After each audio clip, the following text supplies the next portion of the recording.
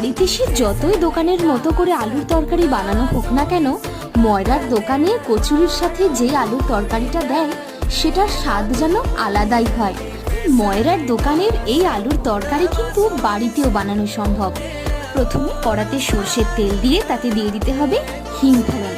তারপর তাতে একে একে শুকনো লঙ্কা, জিরে এবং তেজপাতা ফোড়ন দিয়ে তাতে দিয়ে দিতে হবে ডুমো ডুমো করে খোসা সমেত কেটে রাখা আলু। এই আলু কিছুটা ভেজে নিয়ে এতে দিয়ে দিতে হবে একে একে কেটে রাখা টমেটো, ছিঁড়ে রাখা কাঁচা লঙ্কা, 1 চামচ আদা বাটা আর পরিমাণ মতো হলুদ গুঁড়ো দিয়ে আরও অল্প একটু ভেজে নিয়ে এতে দিয়ে দিতে হবে জল। আর এই জলের সাথে আলুর তরকারি ফুটে গেলেই রেডি হয়ে যাবে ময়রার দোকানের মতো কচুরির আলুর তরকারি। তরকারির কয়েকটা আলু ভেঙে দিয়ে তাতে ধনেপাতা দিয়ে গরম গরম পরিবেশন করুন কচুরির সাথে।